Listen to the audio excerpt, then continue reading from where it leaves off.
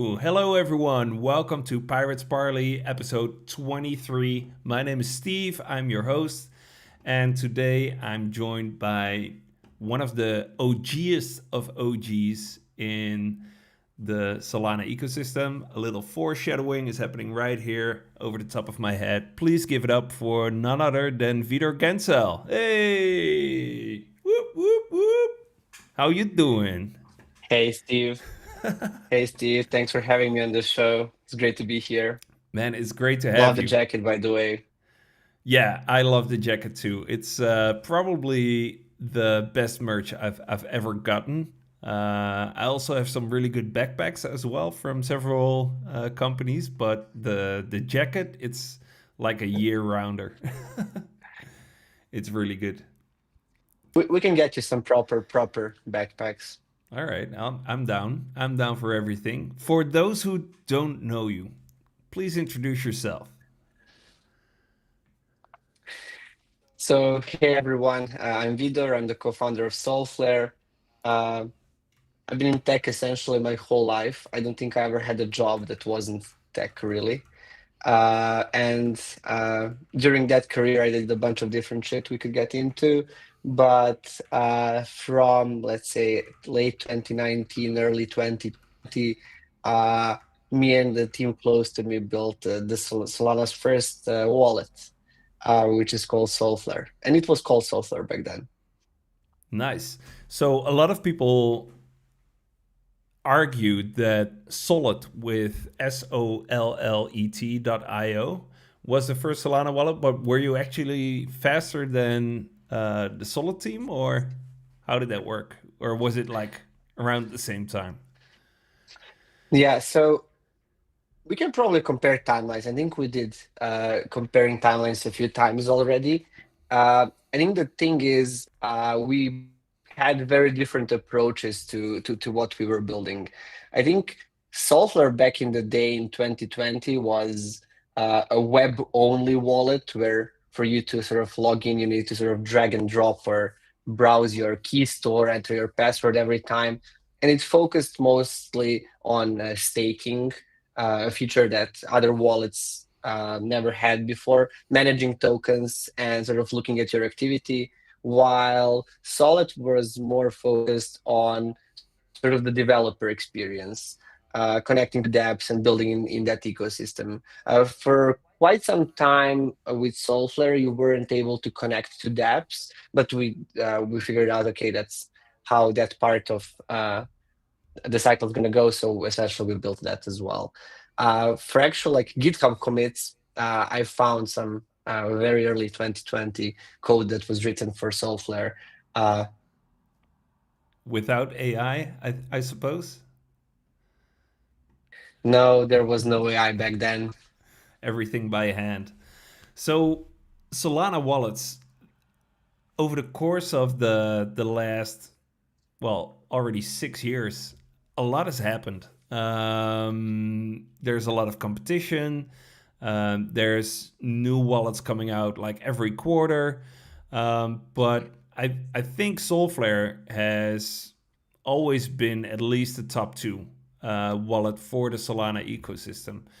Do you attribute that to first mover advantage, or are you guys just always on top of new things? Yeah, honestly, I don't think that new wallets are popping up every quarter because building a wallet in a space so competitive requires a lot of sort of forward security thinking and resilience and essentially trust. So someone coming up with a product that holds your money and then you being put in a position to sort of trust them without knowing who they are, what they do, it is sort of hard. And I think we've, at least in this space, I think the first mover advantage is still pretty significant. And the ones that do not sort of blow up majestically are here to stay for long. Solflare will not blow up majestically. All right. And is that like financial advice? Is that a hard promise? No, I mean, look, I think that's the sort of the result of my confidence in sort of building out this org for the past 6 years. We've lived through all of different cycles. We've sort of been faced with all sorts of good times, bad times. We figured out all of the things that we need to like patch security wise, because security is always our sort of number one concern. We've set up both internal and external processes to make security our top one priority. And I think everyone is thinking about that in the org, which probably in the early days for some other wallets, it wasn't like that.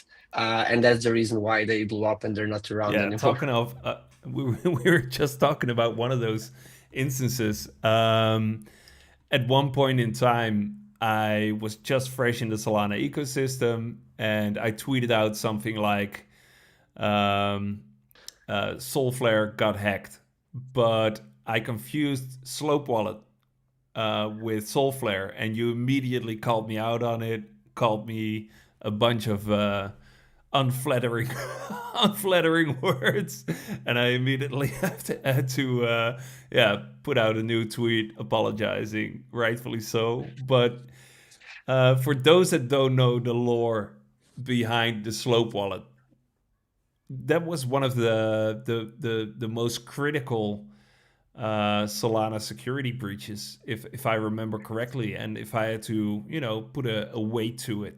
For those that don't know what happened, can you give us like a brief history lesson on what happened there and what caused it? Yeah. Yeah. So first of all, apologies if I was too No, harsh to you're you, you're you're tweeting you're wrongly. 100% correct in doing so.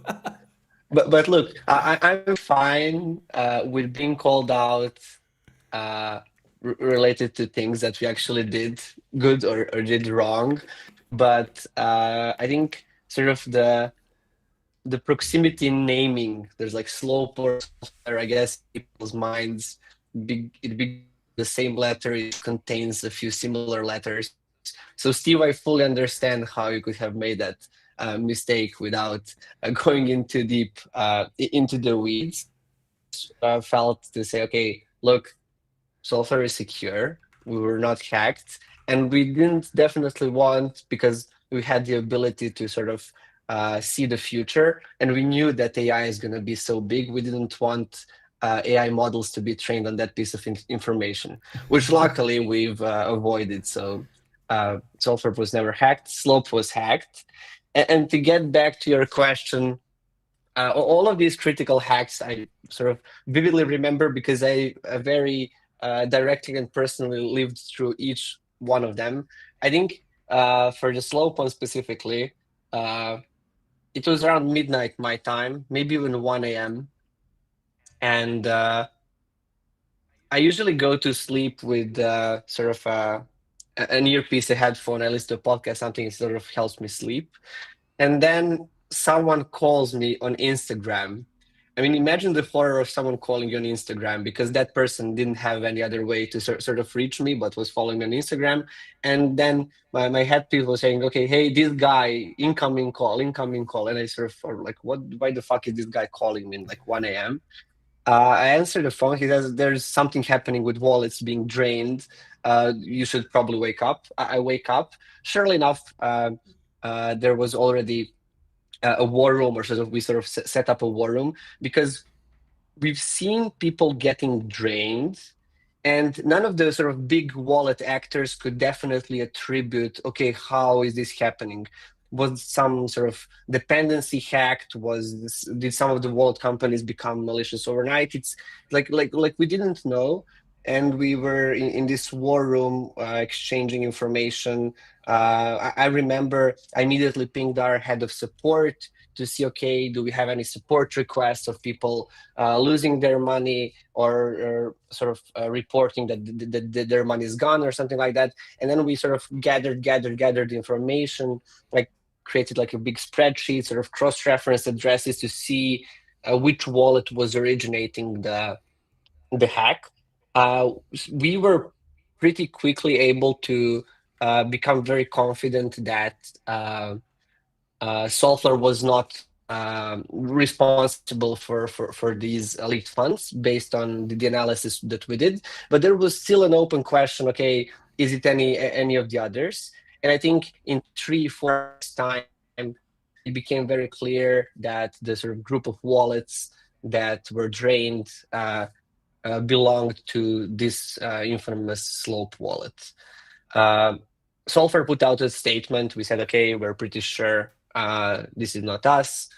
We really feel with all of the victims of this hack, and we hope people are going to get their money back. And I think so did the others.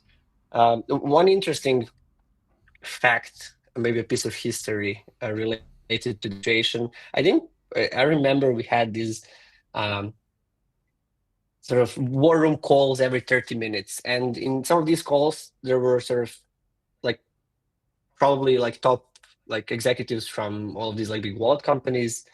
And at one of the last calls that we had, there were like 6 or 7 of us, and I think most of us knew each other. And that's when we sort of figure out, okay, this is what's actually happening. Let's go out and make these statements. And we go out, and I look on Twitter, and I see some of the viewers might know the guy. He's called Fat Man or Fat Man Terra, the guy who sort of exposed the Luna. Like he was essentially the Luna Terra whistleblower. He posts immediately what happened. So that's sort of that was signal that he was in that room with us, sort of monitoring the situation with us and reporting real time So objectively. So does yeah, anyone it's know stressful who this times, fat but man? yeah. Does anyone know who this fat man Luna is? I mean, he must be someone within a security company, also active on Solana, maybe. Or do you know who he is, or can't you say? Or I don't know who the guy is. Uh, he sort of sporadically pops up and disappears. So I don't have any theories. what? Wherever the shit hits the fan, he pops up. Apparently, yeah. Oh man, I wish I could have him on the podcast. Fat Man Terra Luna, if you're watching, reach out, DM me, whatever. We can do anonymous. I just want to know what your life is like. That's so crazy. So what actually happened with Slope? How did attackers drain so much funds? You know what the funny thing is? I mean, I think up until today, we haven't got a final statement of what actually happened. We know some of the sort of root causes, but in total, the whole thing doesn't make any sense. So they used some sort of client-side software to make their developers' life easier that essentially report errors happening inside the wallet and then sends those reports to some of their servers, and then their developers are able to sort of look at all of those errors and then sort of fix. They had a misconfiguration in this library that they were using that also transmitted the recovery phrases to their servers. So even though this was a sort of misconfiguration, what I assume is that probably someone having access to that server or gaining access to that server exploited all of those. Maybe an internal employee or maybe an external attacker sort of figured what was happening and then targeted that specific server. So it wasn't just like one fuck up, it was a series of sort of a developer fuck up and then sort of a security fuck up later down the line, operational security fuck up, probably. Damn, man, that's crazy. And this was mid 2022. A lot has happened since then. Solana, the whole Solana ecosystem changed a lot. There were some people or some other wallet companies also entered the space. Your competitors, if I can say, or your colleagues. A lot of non-Solana native wallets also entered the space and added Solana to their portfolio, which you would expect that these established wallets in other ecosystems would get a lot more traction. I have a feeling that Solflare is a wallet just for Solana, but the most people that use Solana use Solflare and choose not to have the convenience of a wallet that serves all chains or multiple chains. Why do you think that is?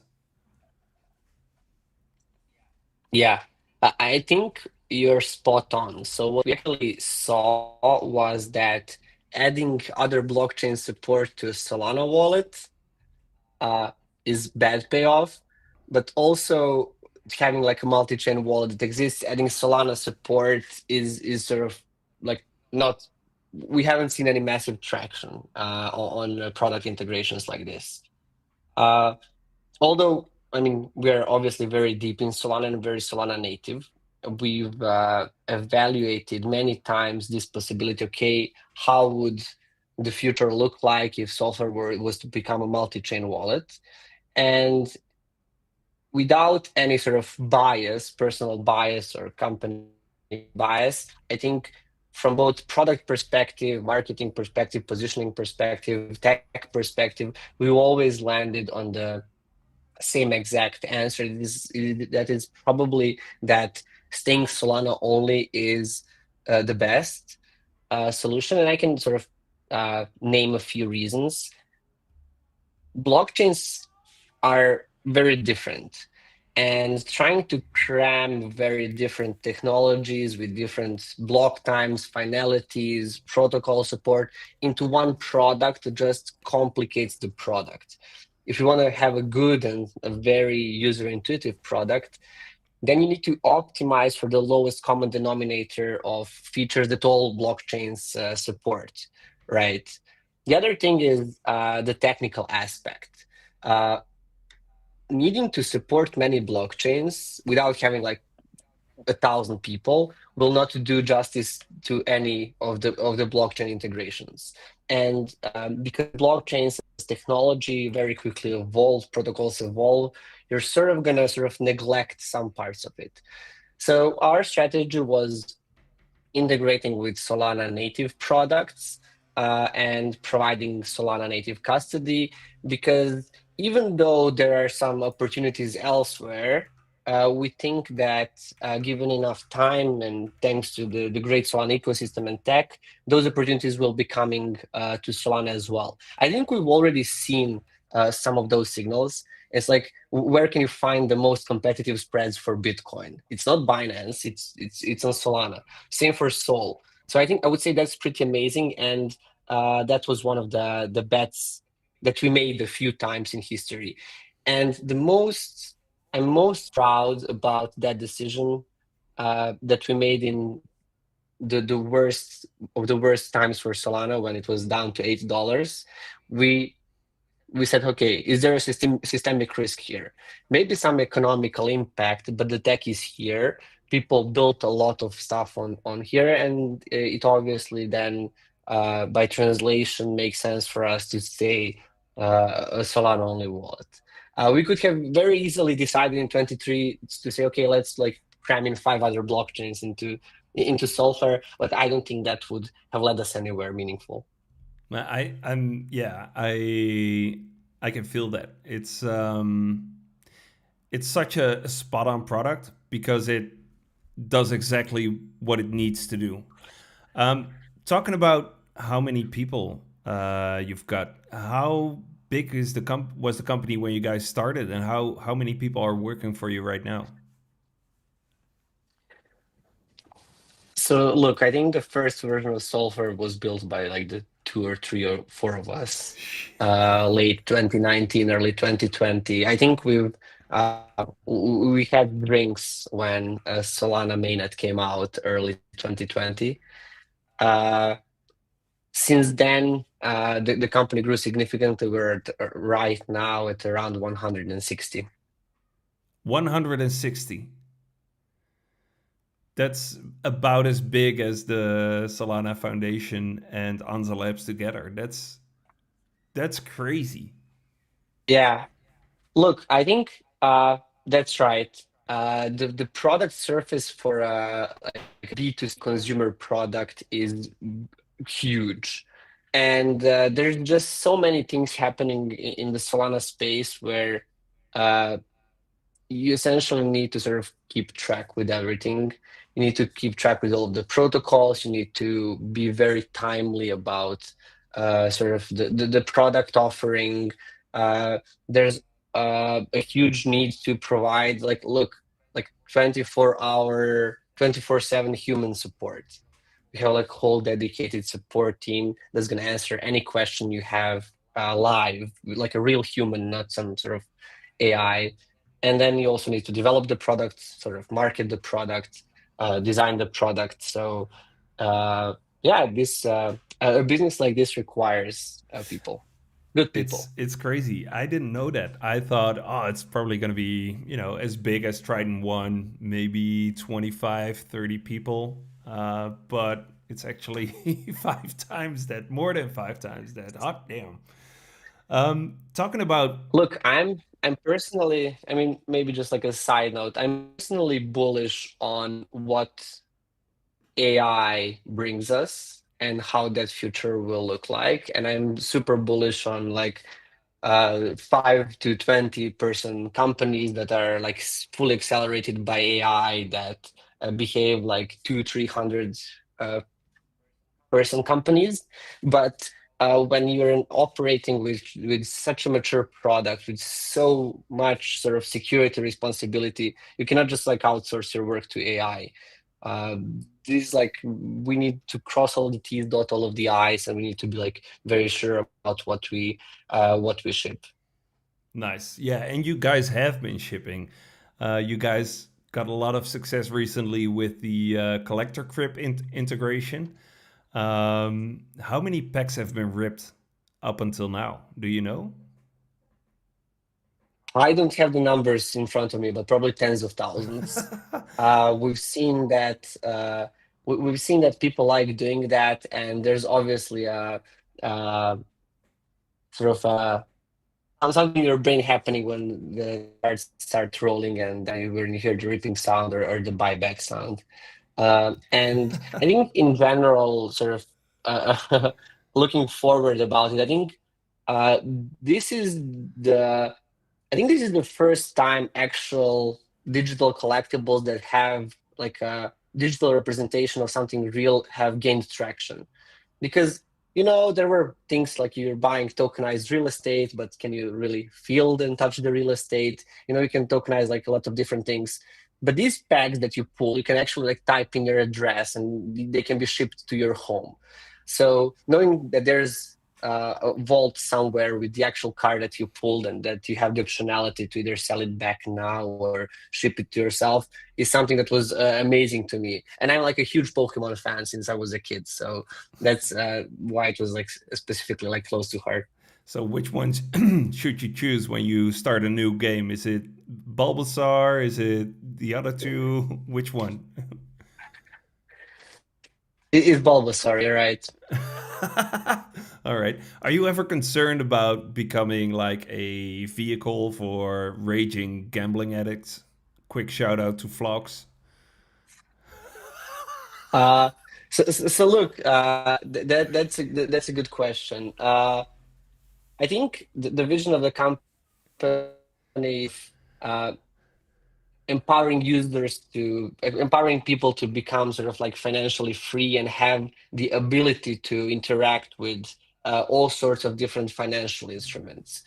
We can discuss different types of financial instruments, but I think a high level statement is that financial instruments of the past are boring, and financial instruments of the sort of future are will need to be interesting because we live in an attention economy. And I think even Brian, the CEO of Coinbase, addressed this pretty well. He said something along the lines, look, I believe in sort of freedom to interact with money in any shape or form, but not sort of fueling addictive behavior. And I think that's the whole point of open, decentralized financial systems, says as Solana or as Web3 in general. You can like buy Pokemon packs, you can trade perps, you can buy spot, you can meme coins, tokenize dinosaurs, whatever. I think the ability to be able to trade, interact with all of these both boring and interesting assets on the same chain, only with an internet connection. This is like the first time in history that we're able to do something like this. And I think we should uh, use it to a good cause and not to sort of become a gambling shop. Yeah. So is like, do you have in-person experience where you know that your product made a difference for someone who was otherwise excluded from financials or the local economies?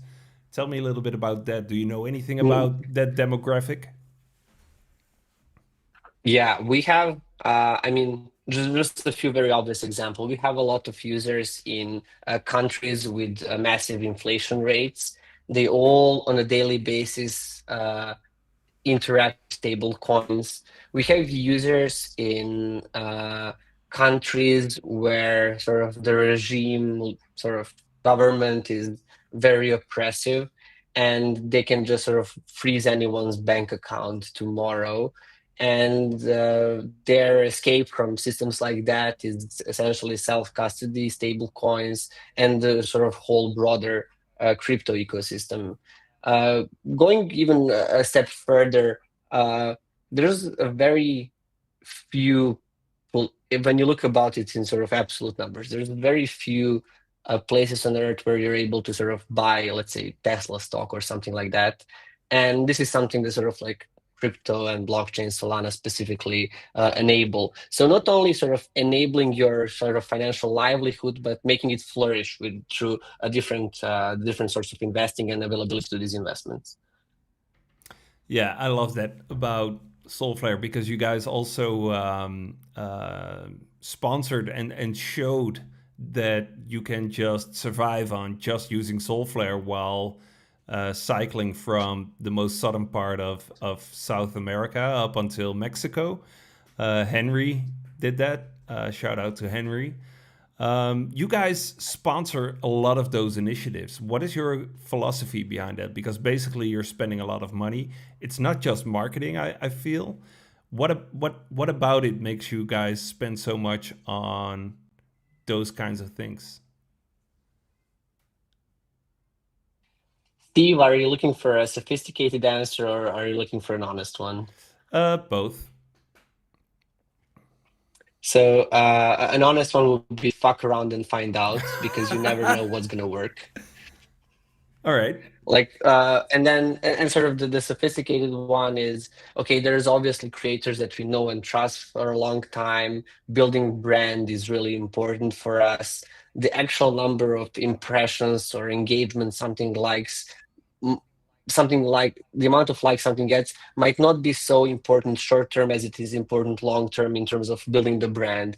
And in a few years time there's some probably going to be a person that is going to say, okay, this guy used Solflare to get from sort of the southern part of America to the sort of uh America, like United States, which will be like a cool story to tell.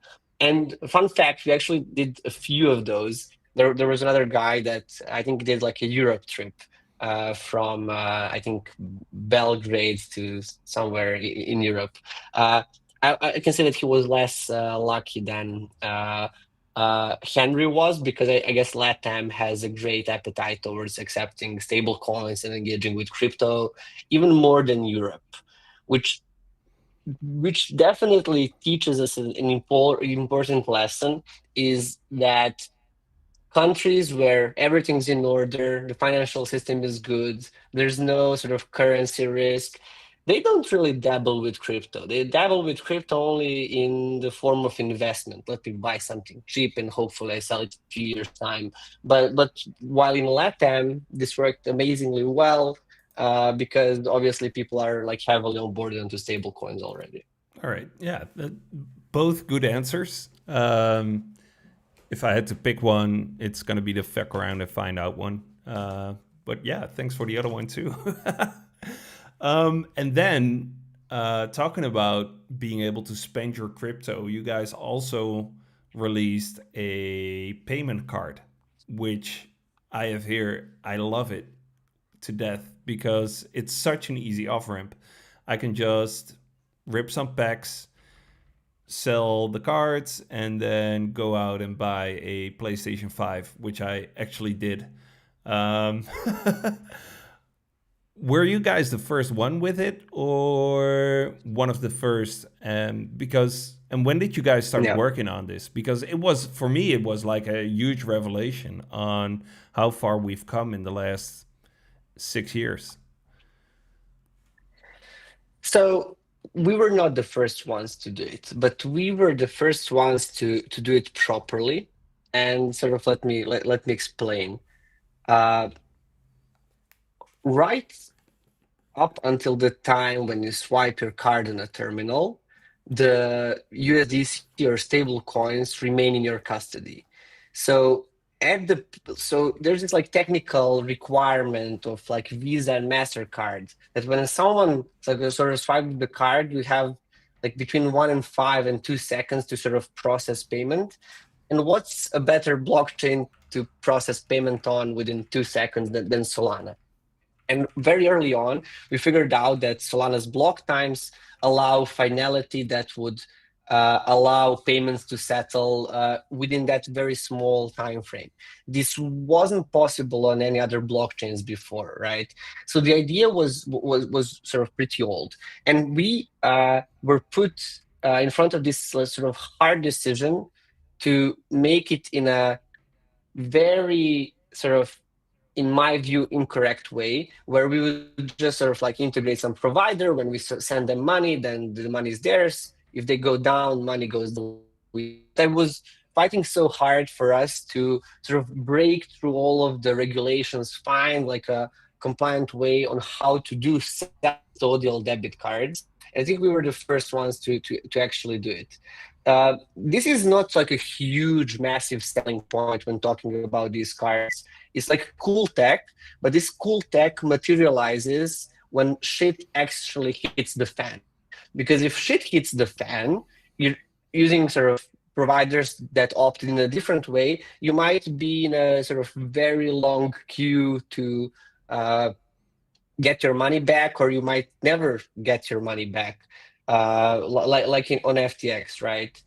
So, and I also want to add a few more comments. This whole sort of crypto card space is right now very saturated, and what we see is that, and sort of this is my personal take, a lot of the things are not built on really strong fundamentals. We deliberately chose to build these things on strong fundamentals that we know that we will not need to rebuild in a case where we need to swap out the provider, add more providers, or something to enable the sort of business continuity of the program. Whatever happens, the money is yours. You can just send it to another wallet, another wherever, and there's no risk there. So that's why I'm sort of particularly proud of how we built those cards. Yeah, I agree. And I love you guys for it, for real. Um, let's talk about wallet security and keeping, self custody. You guys are like always pushing super hard on making, or emphasizing that you should really use a hardware wallet. You guys at one point partnered with Keystone, and then at Breakpoint, you gave away free hardware wallets. You guys created your own hardware wallet as well, which is like a NFC card for signing transactions on your mobile phone. Um, I have at the bank in a vault the titanium titanium seed phrase holders at two different banks even. Tell me a little bit more about that because did you get burned yourself at one point? What makes you such a driving force in proper self custody? I mean, thanks, Steve, for letting me know that you have in two different banks your seed phrases. So I know a bit more about your operational security right now, and I guess all of the other viewers also appreciate details about your personal operational security. Jokes to the side, I think uh, probably one of the earliest versions of Solflare uh, had support for Ledger devices. The reason why we supported Ledger devices so early was because there were a lot of whales, a lot of people who bought a lot of Sol that would have been responsible to sort of hold in a hot wallet at the time, especially in a such non-mature hot wallet landscape back then. So we made it a very high priority to support Ledger. And that was the Ledger Nano S, the one that you need to sort of plug into the micro USB and then the USB in your computer, and then sort of allow the connection on your browser tab and like, all of these things. Since then, Ledger evolved. They've released the Nano X, which was Bluetooth enabled, and then us also being sort of huge security uh, fans of security. It's almost funny to say. We didn't use any sort of third-party Bluetooth plugins. We sort of rewrote all of that Bluetooth stack, so we have a seamless experience of the Bluetooth-enabled Ledger working uh, on mobile phones.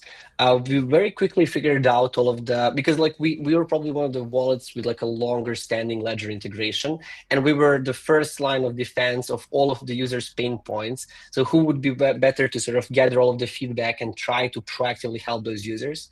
We figured out that Ledgers had a lot of problems with batteries, cables, connection issues, compatibility, operating systems. So I think this was in 2024 Breakpoint. We partnered up with Keystone. We bought a bunch of those Keystone hardware wallets and sort of gave them away.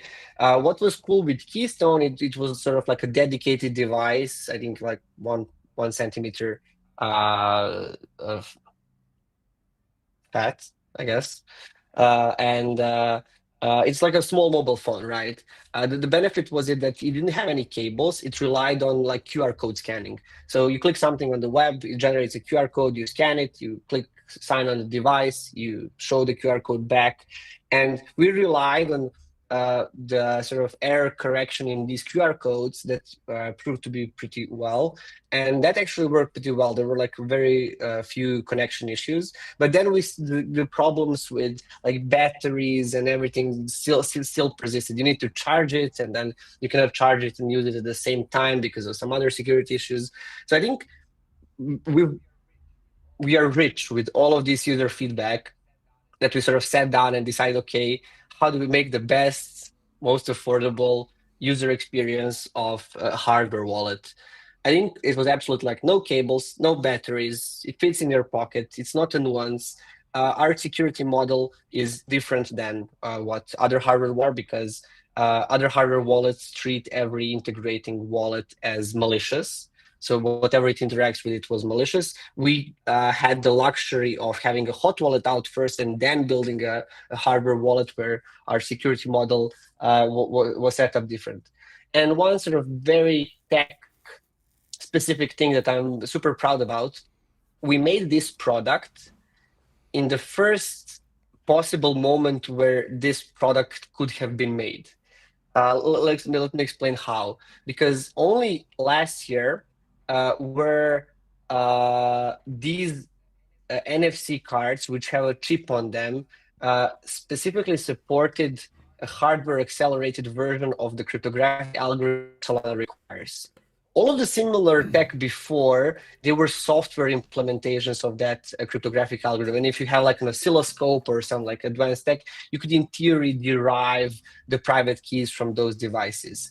So we actually ordered the first cards as soon as these cryptographic algorithms got certified, and they're like EAL 7 plus something, something, something, super certified.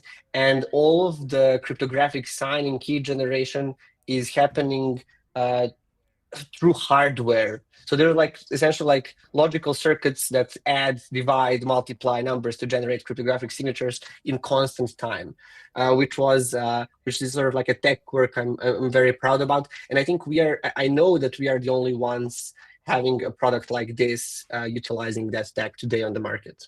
Yeah. Also, I don't want to talk if you wanted to make it like affordable for everyone, so you don't need to sort of hold tens or hundreds of thousands of dollars for you to have the privilege to use a hardware wallet. Yeah. Well, it's a good product, and I don't use it myself because I don't have any wallets on my phone, and I don't have an NFC reader for my computer. But yeah, I do see the value for the people that do not have that kind of OPSEC or who do want hardware security on their mobile devices. Yeah, that's a big step. What makes you guys give away so much? Because wherever I go, you guys are always there. You bring truckloads of merchandise. You guys bring your own booths. You guys give away free hardware wallets. During Breakpoint, there's a QR code that you can scan and you get airdropped. I think you guys gave away like $250,000 in Singapore. It's crazy. Why do you guys give away so much? Yeah, so I think community is really important for us, and sort of us being from sort of Solana early days, we want to continue giving back to that community that invested trust in us, and we're sort of reciprocating back. We also want sort of Solflare to be present everywhere and Solflare to be talked about, which I think we did a really good job in the past 2 years. And for the $250,000, I obviously cannot take all of the credits for that. That's something that we organized with all of our partners for that specific event. And we sort of pulled up money because they all like the idea of sort of being on the drone show. And the Abu Dhabi vibes with the drone show were, I would say, pretty amazing. For hardware wallets, it's easy. We sort of want to sort of give people the opportunity to uh, feel what true self custody looks like, and then also test the product and give us feedback. And I mean, my hopes are that we're gonna sort of onboard every Solflare user into onto a Solflare Shield at some point in time. Man, that's great. Yeah, and what you say about community, you guys have like a huge team. Then on top of that, you've got like a really large following on X about people who are really active in telling others how they use Solflare, how it helps them. There's a ambassador program. There's the Solflare Guardians. There's so much associated with Solflare. What do you think? What do you think is the end game or the eventual result of investing so much in community? Is it like gonna onboard the next million people on Solana? Is it gonna and therefore on Solflare? Is it, you know, making people more aware of self custody or ownership in general? Yeah. So I think our community efforts within Solflare is essentially like an integral part of what we are doing, because there's like a few very important feedback loops. One, there are the people that are probably most passionate about our product, and we not listening to their feedback would just make us plain stupid. Because where do you have a financial product where people are passionate about? People usually hate banks, they hate financial institutions, they hate whatever the next fintech is that's gonna block their accounts and rip them off on fees. And we've sort of figured this out, and we really try to cherish our community in a way that we sort of get their feedback and sort of fulfill some of those requests as well. We also sort of have different structures of how we do that.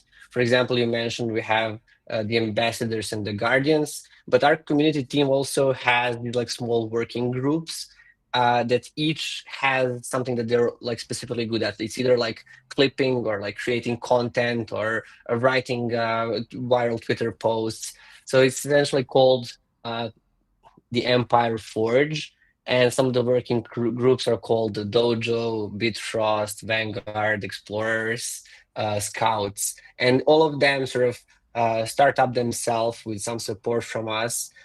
We help them, they help us, and then some of them even sort of. I mean, I'm very proud of this, but they sort of independently become a sort of like small, successful businesses without any sort of financial alignment from us in some shape or form. So it's just like purely we give you something, you give us something, and then it's like a continuous feedback loop of improvement. Yeah, that's I love it. So what is next for Solflare? Like most people hate their banks. I have a bank account. I'm pretty happy with it. It's a neobank. I'm not gonna name it, but it gives me many perks. It gives me a higher yield on my savings. Is Solflare aiming to move in the direction of becoming a neobank where you have to pay a yearly fee or monthly fee and get perks on top of it? Is it something you're exploring, or are you just going to remain a platform for self custody that allows for integration with dApps? Yeah. So self custody itself is just like technology, an enabler of user experience. A bank can be both sort of self custodial and non self custodial. I'm gonna I will intentionally respond to this a bit vaguely, so I leave some room for your creative imagination. But um, the way that our parents probably like their banks, the same way we like neobanks, but it will not be the same as the sort of upcoming generation. They will probably sort of hate banks, same as we hate banks. And there will need to become sort of a new vertical within finance and this space that I don't see any other alternative than being born out of crypto rails. So I think we're building towards that. I think calling ourselves a neobank would be massively undervaluing what we're looking to do in the future. Ooh la la, ooh la la. All right, that leaves some room for interpretation, but yeah, you've got my attention. What are you excited about? Steve, all of my answers seem so scripted, but we just talked about this before, and I want to reassure someone that Steve did not send questions before this show, and he explicitly said we're just gonna shoot the shit for an hour, and I'm like, let's fucking do it. So I think this is one of the best interviews I had recently. You know, the only way to record a proper conversation is to have a real conversation, and you can't prepare a real conversation, in my opinion. I don't prepare prepare these podcasts. Yeah. I got caught with my pants down. Damn. What do you think about the Alpenglow upgrade? How will it affect wallets?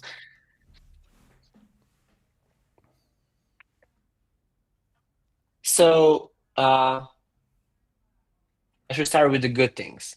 I'm massively excited about the how sort of confirmation times and finality times will reduce because this will allow some sort of financial trading venues to exist on Solana that couldn't have existed before, and it's going to probably ruin the day for some of the like arbitrage bots or like people who deal with MEV. So the faster the better. I think that that's very clear. And I think what Solana has it where Solana is good, I think although it was not framed this all the time, Solana was always built from first principles. It was always built with maximum hardware, sort of having hardware in mind, and sort of when you build something having hardware in mind, you can sort of rely on Moore's law, like throughput gets faster, everything gets faster, blockchains gets faster. So I'm generally very excited about this. I was also excited about 400 millisecond block times coming from a world where we had 5 or 12-second block times, because when you interact with a product that sort of has 400 millisecond finality, it's like using the internet. You click on something, and then if you wait for more than a second to load, you're like totally, you sort of, they lost you, right? 400 almost feel like using like a really fast internet. Milliseconds, but like 100 milliseconds or 200 and 100, I think it will be an amazing breakthrough where sort of if we make self-custody in a way sort of invisible to the users, just use it as a technology. And if we sort of leverage the speed of Solana, I think there's like people gonna say, okay, how can this website allow me to do financial trades without needing to do KYC or something like that? Which might be sort of like sort of blowing it up a bit, but essentially that. Uh, with tech getting faster, we obviously need to be aware of everyone who's integrated with the tech, with that tech, under the assumption that the block times are going to be 400 milliseconds. So RPC providers, indexers, I mean wallets, because like when you sign a transaction on a hardware wallet, you need to bring it out, plug it in, and sometimes this time is going to be like cut in half. But I know that the team is working on like figuring out of all of those quirks. So I'm massively excited about that. As I'm also excited about the new proposed validator economics that we're going to see as well. So I would say I know the team is working super hard. I know there's many teams working in parallel super hard to make Solana faster and better. And although we are not at the root of every technical decision, I feel that like the tech is in great hands because it has been for the past 5 or 6 years, based on the speed that we've seen iteration happen, and that whatever sort of user experience we build on top will be just like a net positive for everyone. Well, in a way, Solflare is like the interface for Solana. So a lot of its success probably can be attributed to the wallets or the user facing applications as well. Yeah.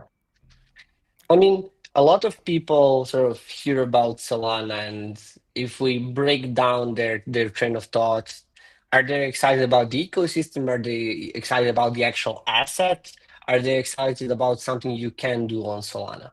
Because if you're excited about the asset, you can also buy it on a centralized exchange, although um, I mean, I would not recommend something like that. And if they're excited about technology, I think people have the incentive to sort of onboard to actually see how it feels. Uh, I think there's like in self-custodial wallets, Solflare including, still have a long way to do to make those the first week very revealing and feel good for the users, because there's still a lot of user pain in crypto, especially like when you need to like on ramp and then you need to connect to dApps and there's like a lot of scary warnings. But that's something that sort of open financial systems bring. Uh, they have massive benefits, but then sometimes you need to be really careful. And as we shape these user experiences for the users to feel good using it, sometimes we might sort of overdo something. So there's a lot of work to do, but I think all of the tech is maturing greatly.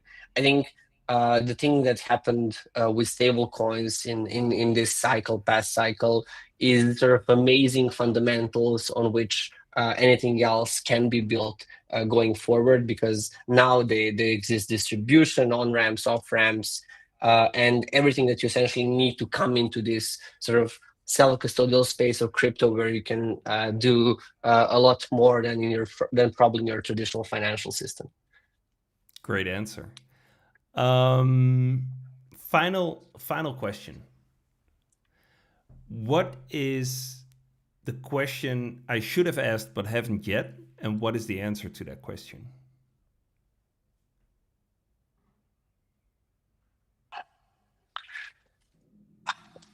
What's Solflare's biggest fumble? What's Solflare's biggest fumble? Let's hear it.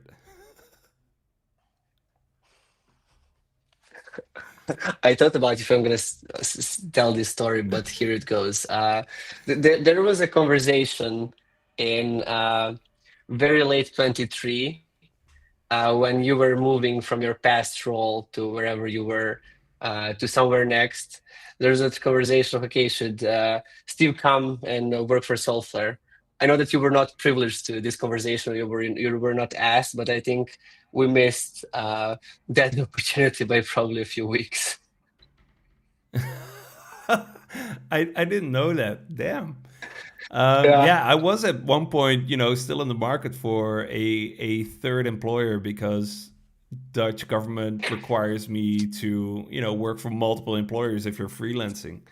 But yeah, I'm off the market now. I'm full time at Trident One. But yeah, I feel very very privileged. Thank you so much for the almost yeah. opportunity. That, there's the story. It's fun, yeah. Now that we know each other for such a long time, I figured I'm just gonna tell it. Well, we're still on the same team. It feels like. We're still on the same team. It's called Team Yes, Solana. that's right. And I'll still wear the jacket with pride. And thank you so much for coming on. Yeah, it was a great conversation. We already spent almost an hour. Can you believe it? Yeah, I mean, time flies. Uh, Thanks for inviting me on the show. I like this format of shows. Yeah, thanks so much. Whenever you have a new announcement, new product, you're more than welcome to come on again. Next week, I have a conversation with the guys from Raposa. Is there anything you think I should ask them? Oh, I love the guys at Reposa. We've regularly ordered their coffee beans to our offices, and we love their nitro. And at more than one events, we had Solflare branded cold brew, which was amazing. So I'm really passionate about sort of this like intersection of like communities, crypto, and sort of coffee, which is something that universally people like. So I would just sort of wish them the best of luck in their relocation and new endeavors. I love All the right, guys. I'll relay that for you. And to the audience and the people that entered the chat, thank you so much for joining. Make sure you join again next week, and thanks for all the help sharing the podcast. Yeah, hope to see you again next week. Thanks so much for now. Thanks for being on. Thank you for your time, and I hope to catch up in real life soon.